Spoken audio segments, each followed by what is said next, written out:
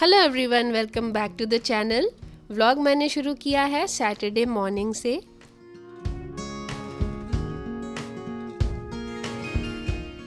और यहाँ पे वापस से तेज़ ठंड शुरू हो गई थी, तो बच्चों की यानी नर्सरी से 8th क्लास तक की छुट्टी कर दी गई है स्कूलों की।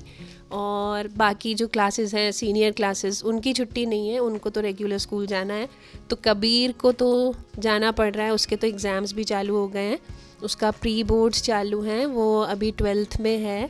जो मेरा बड़ा बेटा है उसका इस साल बहुत ही इम्पोर्टेंट ईयर है और वो उसी की तैयारी कर रहा है। पिछले 2-3 महीने से बहुत बिज़ी रहता है, तो उसका तो शेड्यूल वैसा का वैसे ही है। हाँ, सोहम जो है उसका अभी छुट्टी शुरू हुई है, तो मंडे तक अभी उसकी छुट्टी है। तो मेरे तो काम जो है वो सुबह से ही शुरू हो जाते हैं, क्योंकि मुझे तो ऐसा है कि बच्चों का लंच टाइम पे बना कर देना है, ब्रेकफास्ट टाइम पे देना है, सुदीप जी टाइम पे ऑफिस चले जाएं, उनको अभी रेडी करना होता है सब कुछ।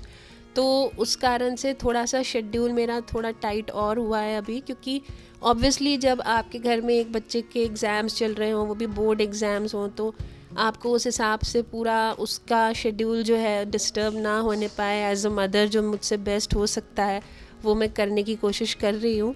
उसमें खाना पीना तो है ही समय से देना, और भी जो उसको मॉरल सपोर्ट वगैरह चाहिए होता है उसके लिए भी मुझे घर पे रहना ही पड़ता है। और ये मैंने पालक धो के रख ली है, बहुत अच्छी फ्रेश पालक है एकदम। इसका आज मैं बनाऊंगी पालक कॉर्न की सब्जी। सिंपल रहेगी लेकिन बहुत टेस्टी होगी। और जब से ठंड थोड़ी सी तेज़ हुई है ना, तो यहाँ बालकनी में जो मेरे रोजेज़ हैं वो इतने अच्छे से फ्लरिश हो रहे हैं। खूब सारे रोजेज़ आते जा रहे हैं, पिंक आ रहे हैं, येलो आ रहे हैं, रेड आ रहे हैं, अलग अलग कलर्स के रोजेज़ हैं। तो वो यही सीज़न होता है जब सबसे ज़्यादा रोजेज़ फ्लरिश होते हैं। इस जो ये मैंने क्यारी लगाई हुई है, इसमें सिर्फ रोजेज़ ही हैं और बहुत अच्छे बड़े बड़े रोजेज़ आते हैं इसमें। तो कुछ जो रोज़ेज़ होते हैं ना, वो जब पूरे अच्छे से ब्लूम हो चुके होते हैं, उसके बाद मैं उनको इस तरह से वाज में ले लेती हूँ, क्योंकि अगर मैं उनको नहीं लूँगी तो उनकी पत्तियाँ नीचे गिर जाती हैं। तो अच्छा है कि उनको अंदर रख लिया जाए वाज में डाल करके पानी में फ्रेश, और पूरा घर आपका महकने लगता है इनसे। बहुत ही अच्छी खुशबू आती है। किचन में मैंने इसको इस तरह से रख लिया था और पूरे दिन बहुत अच्छी खुशबू आती रही।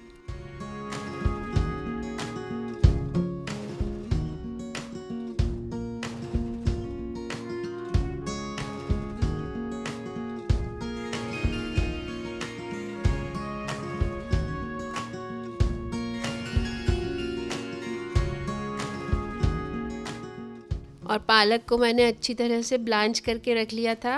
और यहाँ मैंने ले लिए हैं कॉर्न को मैंने ल्यूक वार्म वाटर में अच्छे से सोक करके रख दिया था करीब 10 मिनट के लिए। उसके बाद मैंने आलू काट करके छोटे छोटे टुकड़े उसके फ्राई कर लिए आलू को। और फ्राई उस तरह करिएगा कि वो गोल्डन ब्राउन हो जाए अच्छी तरह से। दूसरी तरफ मैंने कढ़ाई चढ़ा ली थी, इसमें डाला था थोड़ा सा बटर, लगभग 2 बड़े चम्मच बटर। उसके अंदर आधा प्याज और थोड़ा सा गार्लिक मैंने लिए थे 10-12 कली ली होंगी, और हरी मिर्च। इसके बाद मैंने थोड़ा सा मैदा डाला है इसमें, और हम एक वाइट सॉस तैयार कर लेंगे इसका।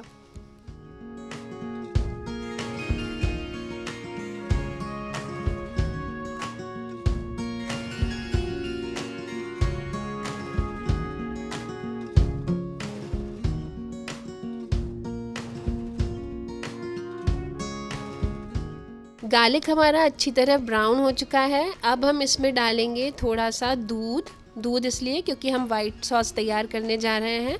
दूध थोड़ा उस हिसाब से डालिएगा कि हमें जो वाइट सॉस चाहिए है वो ना बहुत ज़्यादा गाढ़ी हो और ना बहुत ज़्यादा पतली हो।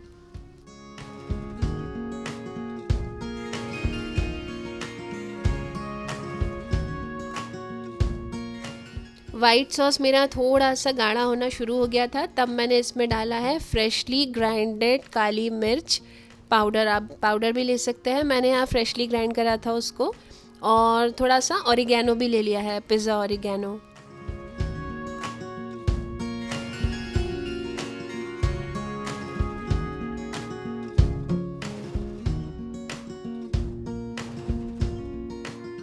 वाइट सॉस को 1-2 मिनट और चलाने के बाद मैंने जो पालक और कॉर्न रखे थे वो डाल दिए हैं।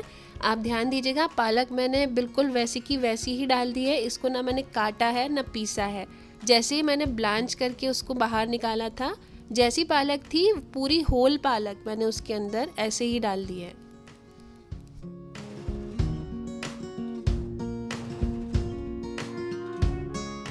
पालक जब अच्छी तरह से ब्लांच हो जाती है ना, तो वो एक तरह से कुक भी हो जाती है, क्योंकि ब्लांच हम उसको करते हैं बॉइलिंग वाटर में। बहुत तेज़ी से पकती है पालक, तो बस उसके बाद वो ऑलमोस्ट कुक हो चुकी होती है, ज़्यादा कुक करने की उसको ज़रूरत पड़ती नहीं है। यहाँ मैंने डाल दी है जो मैंने आलू फ्राई करके रखे थे। फ्राई करके इसीलिए रखे थे क्योंकि इन्हें पकाने का बाद में हमें मौका नहीं मिलेगा, तो ऑलरेडी कुक्ड आलू हैं, ये फ्राइड आलू हैं। इन्हें बस वाइट सॉस में हमने मिक्स कर दिया है। ऊपर से मैंने डाला है थोड़ा सा पिज़्ज़ा पास्ता सॉस और हॉट गार्लिक सॉस। इसको बहुत अच्छे से हम इसमें मिक्स कर देंगे।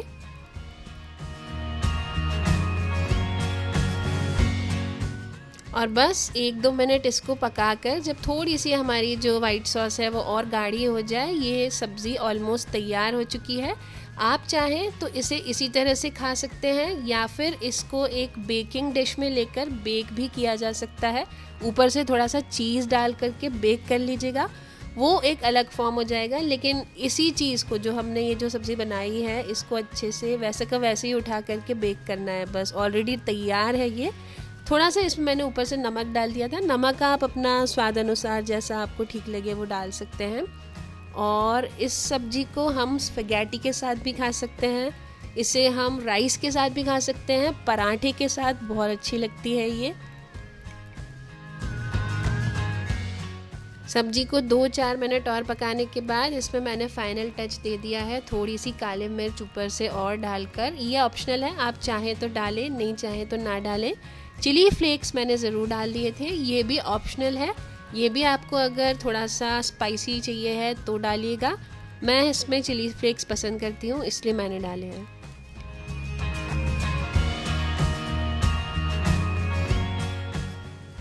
और बस हमारी सब्जी डन हो चुकी है। अब इसे बस मैं ढक करके रख दूँगी।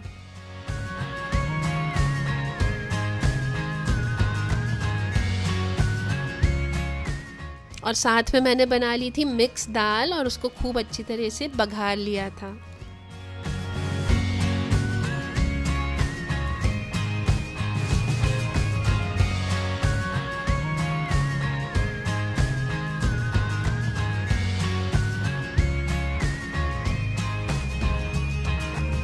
और ये देखिए, ये जब से मैंने यहाँ पे रखा है ना किचन में, ये जो फ्लावर्स मैंने लगाई थी, तब से ही पूरे किचन में इतनी अच्छी खुशबू आ रही है। जैसे ही किचन एंटर करो ना, एक बहुत अच्छी सी खुशबू आती है रोजेस की।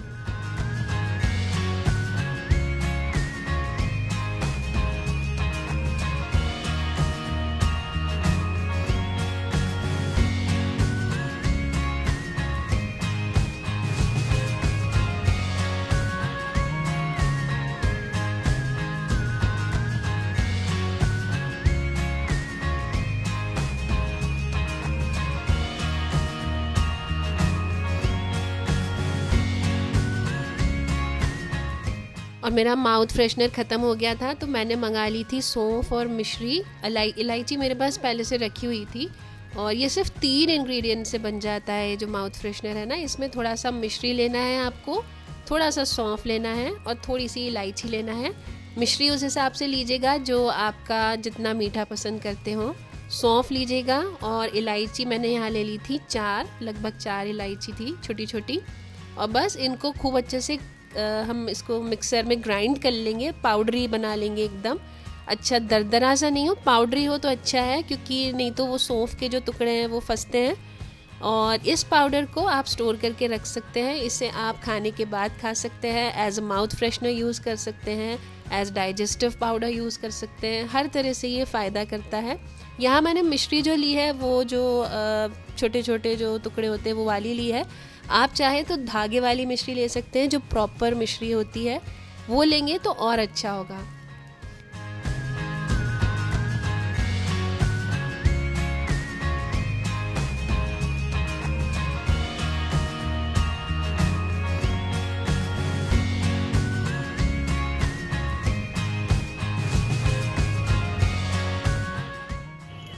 और ये आ गए हैं बर्तन वापस से तीसरी बार दिन में, और मेरी टोकरी पूरी भरी हुई पड़ी हुई है। तो अभी मैं पहले इसे खाली करूँगी, फिर इनको लगाऊंगी डिश वॉशर में। अभी मशीन चल रही है, आई मीन डिश वॉशर चल रहा है, उसके बाद ये उसके अंदर जाएंगे। तब तक ये खाली होगी और वो जो दूसरे बर्तन है वो इसके अंदर आएंगे।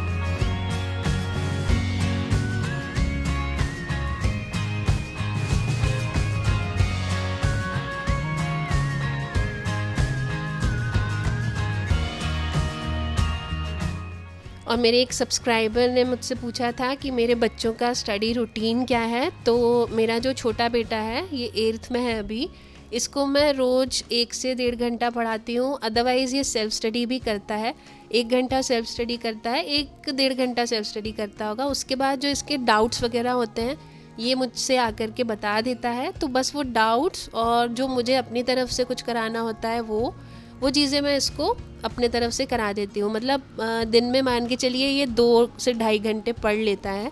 और जो मेरा बड़ा बेटा है उसके तो बोर्ड एग्ज़ाम्स हैं, वो अपने आप ही सब करता है। अब मैं उसको नहीं पढ़ाती हूँ, मैंने उसको 8th या 9th तक पढ़ाया था, बस 9th से उसने फिर अपना खुद पढ़ाई की है। Hot chocolate. और आजकल ना हॉट चॉकलेट हमारे यहाँ सबसे फेवरेट बेवरेज बना हुआ है। हॉट बेवरेज जो होता है वो, कॉफ़ी चाय कम होती जा रही है और हॉट चॉकलेट सबको बहुत पसंद आ रहा है, मुझे भी इनफैक्ट। तो बस बीच बीच में हम लोग ठंड से लड़ाई करने के लिए, या आप कह सकते हैं कि एक जो हॉट बेवरेज का थोड़ा मज़ा लेने के लिए इस तरह से हॉट चॉकलेट पीते रहते हैं। ये हॉट चॉकलेट बिल्कुल ही नॉर्मल हॉट चॉकलेट है, प्रॉपर वाली हॉट चॉकलेट नहीं है। प्रॉपर वाली हॉट चॉकलेट की रेसिपी एक दिन मैं आपको ज़रूर दूंगी, वो जो सिनेमन डाल करके बनती है और प्रॉपर चॉकलेट बार से बनती है, वो अलग हॉट चॉकलेट होती है, वो थोड़ी गाढ़ी होती है। वो मुझे बहुत ज़्यादा पसंद नहीं है, ना हमारे घर में किसी को पसंद है, लेकिन मैं आपको एक बार उसको बताऊंगी कि कैसे बनती है वो। ये जो चॉकलेट है ये तो नॉर्मल जो हमारा कैडबरीज़ का चॉकलेट आता है, हॉट चॉकलेट या कोको पाउडर, इन दोनों में से आप कुछ भी यूज़ करके बना सकते हैं।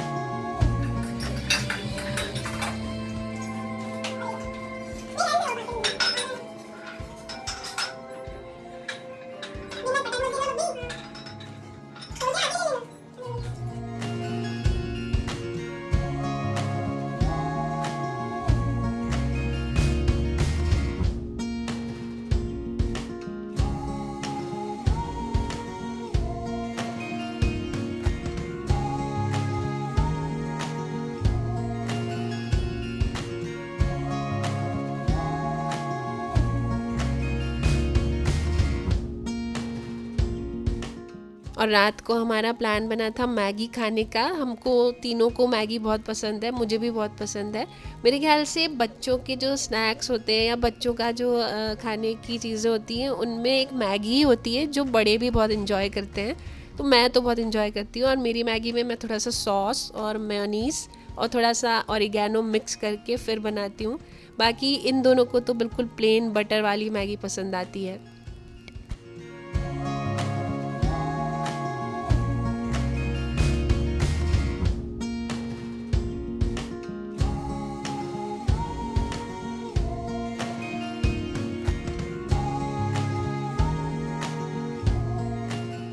और हम लोग मैगी वैगी खा के एकदम कोज़ी होकर के कमरे के अंदर बैठे हुए थे तीनों। इतने में सुदीप जी का फ़ोन आया कि नीचे आ जाओ जल्दी से, मैं तुमको बाहर लाइटिंग दिखा के लाता हूँ जो पूरे शहर में लगी हुई है। बहुत ही सुंदर सजा हुआ है शहर। तो हमने बिल्कुल तैयार हो गए थे हम, और हम आ गए नीचे कार में, हम लोग देखने गए पूरा बैठ कर के लाइटिंग वाइटिंग। तो ये जो लाइटिंग एक्चुअली इंदौर में हो रखी है ना, ये इसलिए हो रही है क्योंकि अभी कल और परसों, मतलब शायद संडे या मंडे, 2 दिन यहाँ पे 2 बड़े नेशनल इवेंट्स हैं, जो नेशनल लेवल के इवेंट्स हैं। पीएम भी आ रहे हैं इसमें। तो एक तो है प्रवासी भारतीय सम्मेलन, जिसमें एनआरआईज आएंगे यहाँ पे इंदौर में, और एक इन्वेस्टर्स मीट भी है अगले दिन। तो उसमें हमारे प्राइम मिनिस्टर आ रहे हैं।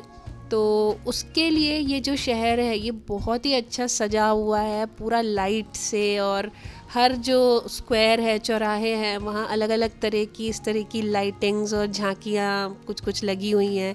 बहुत ही अलग सजा हुआ था, बहुत ही ब्यूटीफुल लग रहा था हमारा शहर। तो पहचान में ही नहीं आ रहा था, हर जगह हर एरिया बिल्कुल जगमगाया था, और साफ़ सुथरा तो खैर है ही, आपको मालूम ही होगा इंदौर क्लीनेस्ट सिटी है पूरे इंडिया की। तो यही सब नज़ारे देखने के लिए हम निकले थे रात को करीब 12-1 बजे, और लिटरली बहुत मज़ा आया देख करके। देखिए किस तरह से पेड़ों पर भी लाइटिंग की गई है, एक एक जगह को उन्होंने, हर कोने को, हर चप्पे चप्पे पे लाइटिंग ही दिखाई दे रही थी।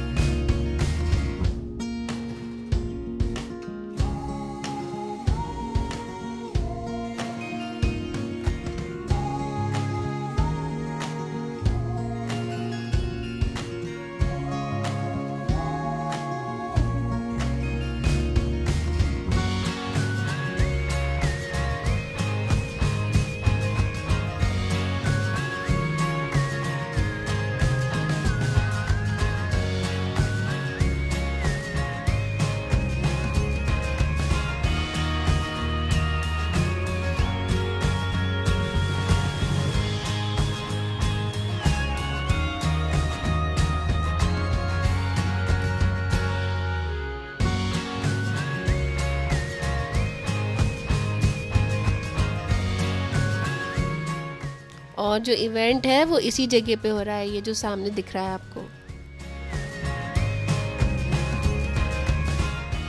और जिस एरिया में ये इवेंट हो रहा है ना, वहाँ जो भी घर थे, जो रेसिडेंसेस थे, वो भी सब सजे हुए थे। वो पूरी कॉलोनी, पूरा उन लोगों ने, जहाँ जो लोग रहते हैं, उनने अपने घर भी सजा रखे थे।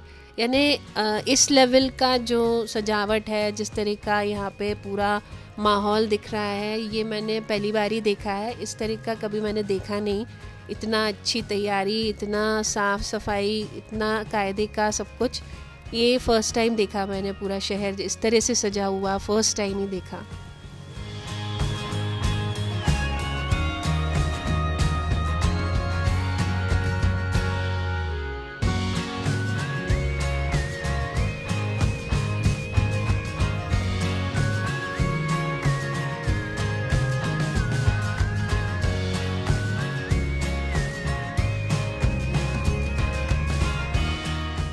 और सिटी की जो सबसे फेमस जगह हैं, जैसे ये जो राजबाड़ा है, ये बहुत ही फेमस है इंदौर का।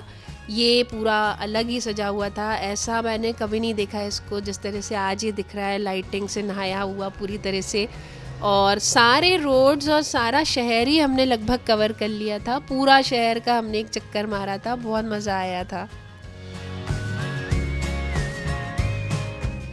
और बस इसी तरह बीता था मेरा सैटरडे।